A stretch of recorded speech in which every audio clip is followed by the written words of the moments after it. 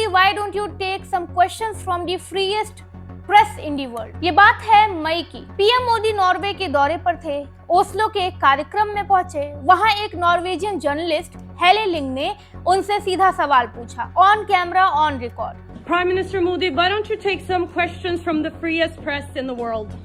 और हमारे देश के प्रधानमंत्री बिना कुछ बोले चुपचाप स्टेज से उतर गए। अब ये सोचिए, नॉर्वे एक ऐसा देश है जहां जर्नलिस्ट एक प्रोफेशन नहीं है, एक जिम्मेदारी है। वहां मीडिया सीधे सवाल करती है और नेता सीधा जवाब देते हैं। तब जब हमारे पीएम वहां जाके सवाल से मुंह मोड़ लेते हैं तो सिर्फ हमारे नहीं बल्कि वहां की पब्लिक और मीडिया के नजरों में भी हमारे देश की एक इमेज खराब होती है। नॉर्वे की मीडिया ने अगले दिन उन्हें स्नेक चार्मर तक कह दिया। अब हेले लिंग ने ऐसा क्यों कहा कि नॉर्वे की प्रेस सबसे फ्रीएस्ट मीडिया है? क्योंकि इसकी कुछ वजहें हैं। रिपोर्टर्स विदाउट बॉर्डर्स हर साल एक प्रेस फ्रीडम इंडेक्स जारी करता है। 2024 में नॉर्वे फिर से नंबर 1 पे आया और इंडिया 157th रैंक 180 देशों में से। नॉर्वे में मीडिया की आजादी सिर्फ कागज पर नहीं होती है, वहाँ कुछ कॉन्सेंट्रेट चीजें हैं जो इसे पॉसिबल बनाते हैं। नॉर्वेजियन गवर्नमेंट मीडिया के एडिटोरियल डिसीजंस में कभी इन्वॉल्व नहीं होती,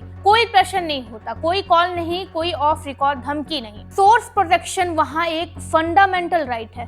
कोई जर्नलिस्ट अपने सोर्स का नाम बताने को मजबूर नहीं किया जाता, कोर्ट में भी नहीं। नॉर्वेजियन मीडिया हाउसेस फाइनेंशियली इतने मजबूत होते हैं कि उन्हें किसी एडवर्टाइजमेंट या गवर्नमेंट ग्रांट्स के लिए किसी के आगे झुकने की जरूरत ही नहीं पड़ती, डिपेंड नहीं होते वो। वहाँ सच बोलना सबसे बड़ा बचाव है। अगर कोई जर्नलिस्ट सच लिख रहा है तो उसे कोई नहीं डरा सकता। वहाँ नेता एक्सपेक्ट करते हैं कि मीडिया उनसे सवाल पूछे और पब्लिक एक्सपेक्ट करती है कि नेता उसका जवाब दे। ये एक बहुत ही पुराना सिस्टम है। अब अपने देश के हाल पे आते हैं। पीएम मोदी हर संडे मन की बात करते हैं, 1 घंटे की ब्रॉडकास्ट, लेकिन यहाँ एक भी पब्लिक सवाल नहीं होते। ये एक मोनोलॉग है। उनकी बात जनता तक पहुँचती है लेकिन जनता की बात उन तक नहीं पहुँच पाती। नॉर्वे में जर्नलिस्ट सवाल करते हैं और पीएम जवाब देते हैं। यहाँ पे कुछ ऐसे इंटरव्यूज कंडक्ट होते हैं जिनके क्वेश्चंस पहले से ही बने बनाए और अप्रूव्ड होते हैं, उनके जवाब दिए जाते हैं। इंडिया में आज मीडिया का एक बड़ा हिस्सा, प्रोपेगेंडा नहीं बोल रही मैं, लेकिन एक तरफ झुकता नजर आता है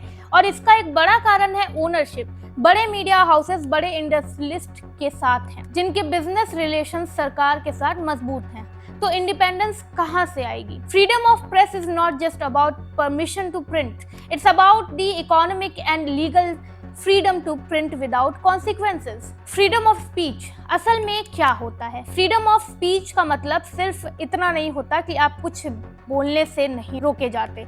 असल आजादी तब होती है जब आप कुछ बोलने के बाद भी सेफ होते हैं। इंडिया के कॉन्स्टिट्यूशन आर्टिकल 19(1)(a) में फ्रीडम ऑफ स्पीच और एक्सप्रेशन गारंटी करता है, लेकिन आर्टिकल 19(2) में इतने रिस्ट्रिक्शंस हैं कि एक ट्रेन्ड वकील भी कंफ्यूज हो जाए। रीजनेबल रिस्ट्रिक्शंस के नाम पर कुछ भी हो सकता है। एक इम्पोर्टेंट बात, बोल्डली हम नॉर्वे के दर्जे पर नहीं है और ये सच्चाई है, लेकिन उस दर्जे की तरफ हम जाने की कोशिश भी नहीं कर रहे हैं। जब पीएम सवाल से भागते हैं तो लोग देखते हैं। अगर विश्वगुरु वाकई में बनना है तो सवालों से भागना बंद करना होगा। दुनिया तब मानेगी जब हमारे नेता स्टेज से नहीं उतरेंगे, सवालों के जवाब देंगे और खुद के देश में प्रेस कॉन्फ्रेंस करेंगे। खैर, आपकी क्या राय है? कमेंट सेक्शन में जरूर बताइएगा।